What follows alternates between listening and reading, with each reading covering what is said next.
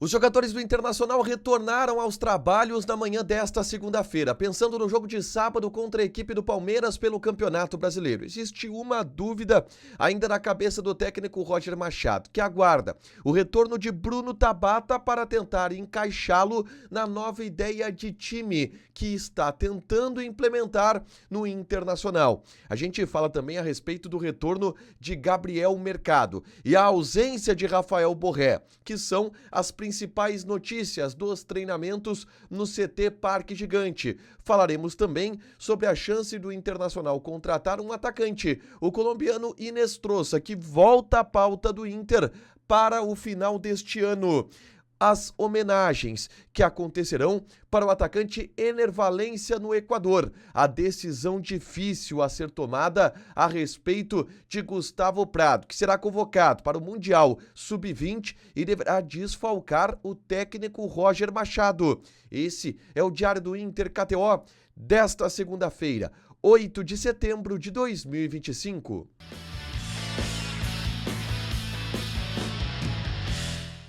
Tudo bem, gente? Obrigado pela participação aqui. Não esquece de deixar teu like, te inscrever, de ativar as notificações. Bora falar do Internacional aqui no A Dupla. Nesse vídeo, um resumo do que de mais importante aconteceu no Noticiário Colorado ao longo desta segunda-feira. Vamos começar falando sobre o treinamento no CT Parque Gigante, com os portões fechados, o retorno às atividades da equipe do Inter depois da folga de domingo, pensando no jogo de sábado contra a equipe do Palmeiras.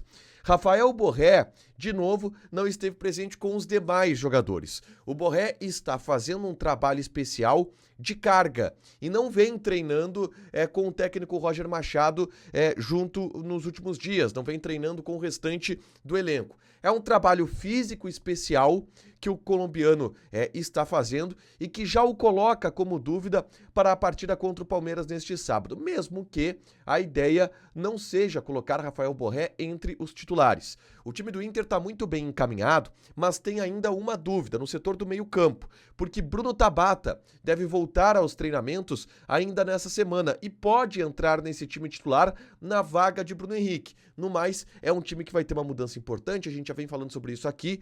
Rocher no gol, Aguirre, Vitão, Juninho e Vitor Gabriel na lateral esquerda, este é o sistema defensivo porque o Bernabei está suspenso. O meio-campo de Thiago Maia como primeiro volante e uma linha de 3, tendo Carboneiro pela esquerda, Bruno Henrique pelo meio e Alan Rodrigues pela direita. E aí, uma dupla de ataque de Alan Patrick e Ricardo Matias, esse deve ser o time do Internacional. A entrada do Bruno Tabata pode tirar o Bruno Henrique e colocar o Alan Rodrigues centralizado e o Bruno Tabata pela direita. É uma das possibilidades que o técnico Roger Machado trabalha pensando no jogo contra o Palmeiras neste sábado, e o retorno do Bruno Tabata vai dar este indicativo nos próximos dias, tá?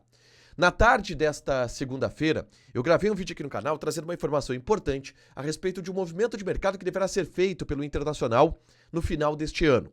A busca por Marino Inestrosa, atacante colombiano de 23 anos de idade, que joga no Atlético Nacional de Medellín, da Colômbia, e que está na mira do Internacional para a próxima temporada. O Inter perdeu o Wesley, que era o ponta titular. O Marino Inestrosa viria para suprir, para preencher esta lacuna. É um jogador que o Inter há bastante tempo já está interessado, não saiu do futebol colombiano como estava sendo projetado nesse meio do ano para o futebol brasileiro, e o Inter vai voltar à briga pelo jogador no final desta temporada. Eu falei sobre isso no vídeo que eu gravei na tarde desta segunda-feira, é só conferir aqui no canal.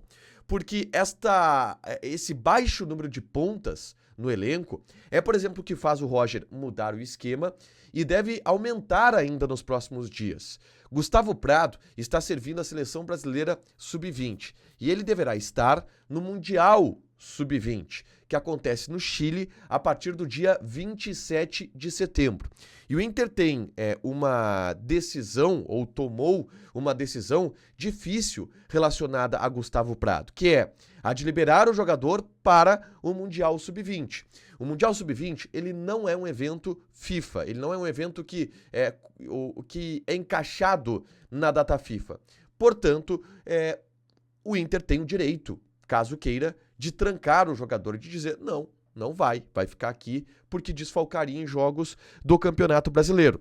Mas o Inter não vai fazer isso, tá? O Inter vai liberar o Gustavo Prado, também pelo entendimento de que é importante para a valorização do jogador o Mundial Sub-20, é importante para que o Inter construa um ativo mais valioso, ele vestir a camisa da seleção brasileira, ele vestir a camiseta do Brasil neste Mundial Sub-20 e ele estará no Mundial Sub-20, o Inter vai liberar e vai perder este jogador por algumas semanas naquele período de Campeonato Brasileiro próximo ao mês de setembro. O Inter já perdeu o Wesley, vai perder o Gustavo Prado também por este período, vai ficar com Carboneiro e Vitinho. Até por isso, o Roger está trabalhando outras ideias de time que envolvem também a colocação do Carboneiro como um meia, o Alan Rodrigues como um meia pelo lado direito, abolindo um pouco os pontas da escalação. É trabalhado também a ideia de um esquema com 3 zagueiros, até para diminuir a necessidade de pontas neste período da temporada. Falando ainda sobre data FIFA, a seleção do Equador joga nesta terça-feira contra a Argentina. E esse jogo marca o 100º confronto de Ener Valencia vestindo a camisa da seleção do Equador.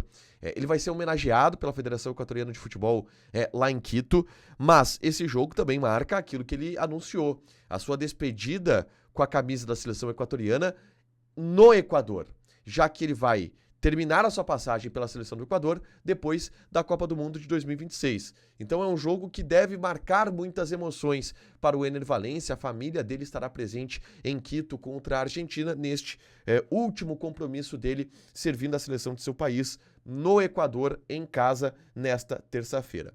Uma outra informação importante diz respeito às obras do Gigantinho, ginásio anexo ao estádio Beira-Rio. Nesta semana, deverão começar as obras de revitalização do espaço. Mais de 10 milhões de reais serão investidos para a revitalização do Gigantinho. Estes 10 milhões de reais, esse valor que de 10 a 20 milhões de reais, foram captados através de patrocinadores e a ideia é transformar o Gigantinho em um espaço multiplataforma que recebe shows, que recebe eventos, que recebe inclusive possíveis jogos de vôlei, de basquete, de futsal, eventos esportivos podem acontecer também no ginásio do Gigantinho e as obras começam nesta semana, no final desta semana. A perspectiva, a previsão é de que tudo fique pronto até o final de 2026. É esse o plano do Internacional, fechar a reforma do Gigantinho e entregar até o final de 2026 e por isso as obras já começam nestes próximos dias.